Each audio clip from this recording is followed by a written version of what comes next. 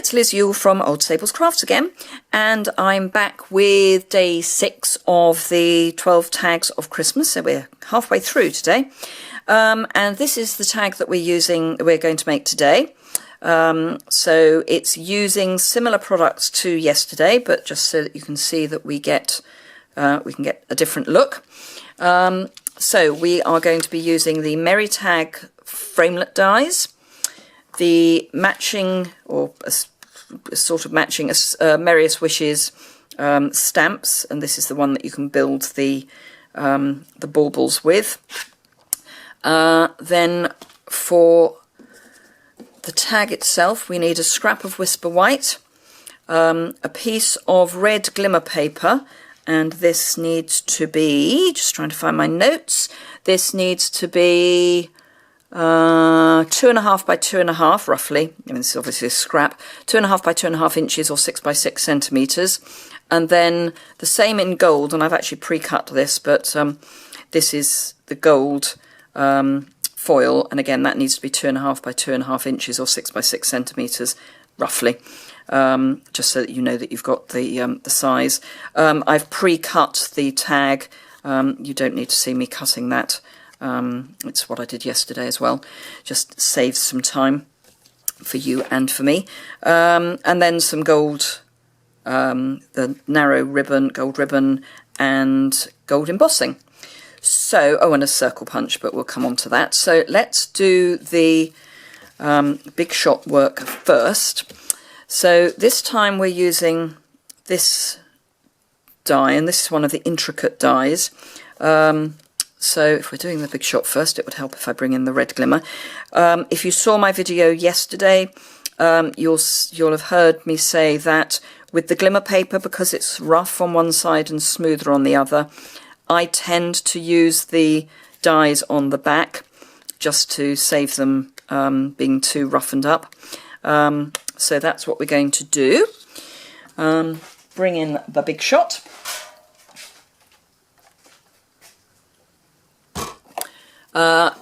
Intricate dies, so intricate dies, so precision base plate, and I'm slowly getting this flattened out. So again, we will be moving this round the base plate to try and preserve the acrylic pad that goes on top. Face down onto the precision base plate, acrylic cutting mat over the top, make sure that's reasonably straight, and then doesn't seem to want to go through. Let's try and line that up a bit better. There we are. That's easier. If you put everything through so that it all lines up at the same time, it's sometimes a bit tough to get it through. So let's pop this through. Sorry, this is going to shake dreadfully. But let's get that through, and again, because it's an intricate die, I will take it back again like I did yesterday, just to make sure that with all those little pieces we've got them properly cut. Take that off, and yes, that looks as if it's going to have cut nicely. So let's get rid of the big shot.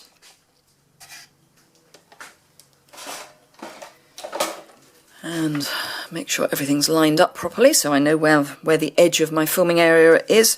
Now, yesterday I didn't use the brush. Today I think I probably will, because I've got those little bits. We'll give it a go.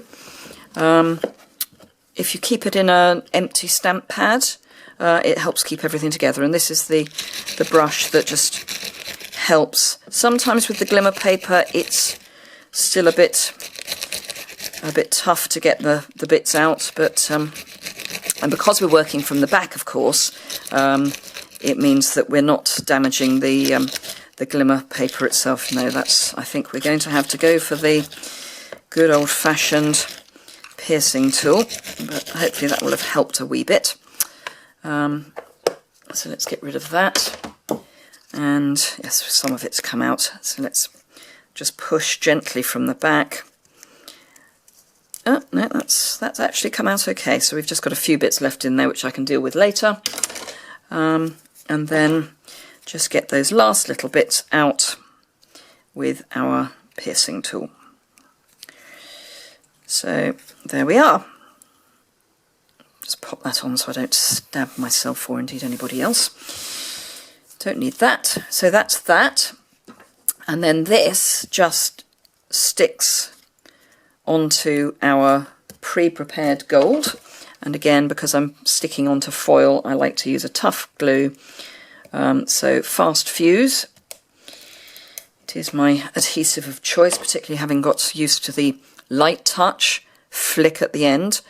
And for those of you that have seen some of my earlier videos, if you're struggling with Fast Fuse, I would highly recommend practicing using the silicone mat, because the Fast Fuse won't stick to this. So if when you're coming off to the end, you haven't quite got that flick right, this will help. Certainly helped me in the early days getting that right. So there we are. That's the basis for the tag. Then I'll whisper white, and I will remember to use the embossing buddy, so that, particularly as this is a scrap, it will have been well handled. I want to make sure we haven't got any grease on it. And then we are using the 25. So this image, oh, I've got embossing buddy all over my hands, onto the clear block. This is a clear mount stamp. So it's the red rubber with the cushioning that you use on a clear mount stamp block, and this is a C block. Versamark ink. Make sure that's well inked, and you can see when you look at it, probably not on camera, but you can see that it goes shiny. Pop that away so I don't get any embossing powder on it. And then I'm going into the middle of this scrap because we are going to use a 1 1/4 inch punch, so we want to give ourselves some wiggle room. So I can see that that's fine. Then gold embossing powder, let's pop that over to be cleaned.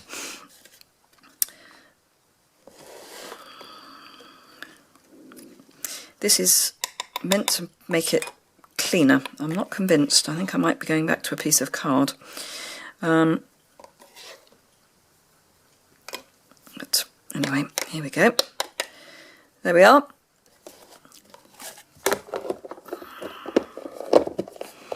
Just seal that up for the moment. It's the heat tool warning time. Things are going to get noisy, so make sure it's warmed up before you start. Doesn't take too long, and then about 2 inches away, and as you know, I'm not a wafter.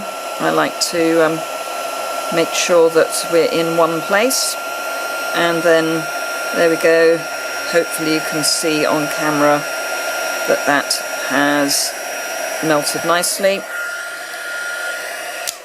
and then pop that to one side, hopefully so it doesn't fall off my desk.